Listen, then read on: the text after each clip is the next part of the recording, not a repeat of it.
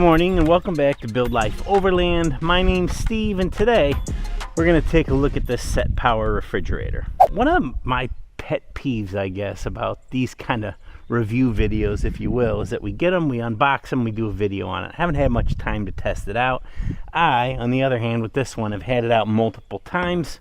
Not a ton of use, but a little bit. You can see I've already got it all scratched up, a couple dents in it. Seems to handle pretty well. It's made out of aluminum, so that's where you get some of that. Let's go over a couple of the features real quick. And it is just a beautiful day out today. It is probably, I'm going to say right now, about 70 and sunny. Just gorgeous. So this is a 45-liter fridge, which is a good size for me. I've got a smaller and a bigger one, but this is a great middle of the road. I just recently took it on a trip, and I had, a case of water, 2 12-packs of soda, a case of beer, everything fit in here well. Even come from the factory, a little mud on them. The thing I like the most about this one, I think, is that everything is right here. You've got all your controls. They're easy to use. This is even easy to replace if you ever need to. I bought an inexpensive fridge off of Amazon a few years ago. I got about 2 seasons out of it, and it just quit working. If I had to guess, I would bet it was a fuse. It just stopped working. We eventually threw the thing out. I didn't know that, and I like that this one is right here where you can see it. But it's got a high, medium, low. They call it battery protection. It seems a little counterintuitive, but on low, it has low protection of your battery. So low is high power. You got minimum, maximum. Obviously, maximum compressor speed would use a little more battery, and then you've got your temperature here. That's kind of it. It's got a couple buckles here that hold the lid shut, and it's got 2 baskets. Pretty typical. Big one goes to the bottom. Little one sits on top of the compressor here. That takes up a little room inside. You guys can see inside. It's silver there. It's got a couple LED lights here, so you can see what you're getting into at night. That's nice. And it just has 1 cord. I can get it apart here. If you're doing 110, like a wall outlet, so you want to get this thing cold, you've got that option at a campground. You'll use this part of the cord. This is what plugs into the unit.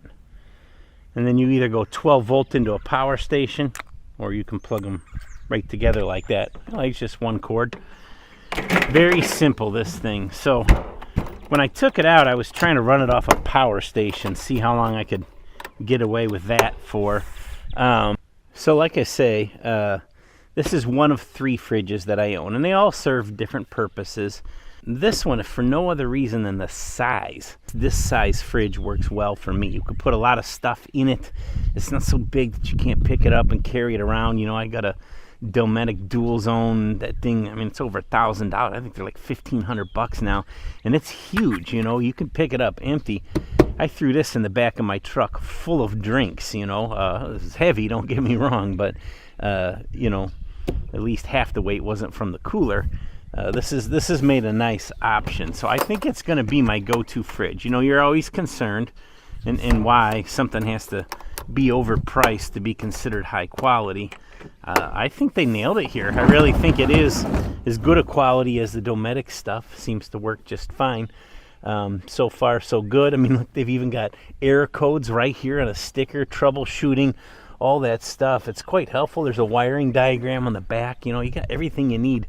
Visible, easy to see, big heavy-duty handles. Like, why it's got to be, you know, a mystery to use this stuff is beyond me. So I got this Colorado. I'm going to kind of set this up for overlanding, as one does. I'll take you guys along with me, and I think this is going to be kind of the dedicated fridge for this kind of thing. You know, like I say, the one fridge is just huge. So they make a fridge slider, and they make like a quilted cover over the top. I'll probably be getting some of those down the road.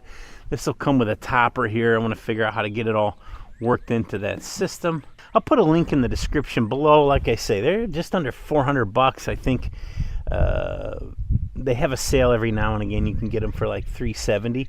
But if you're looking for an inexpensive fridge to throw in something good size, I recommend this one. They've got like, 15, 20 different fridges.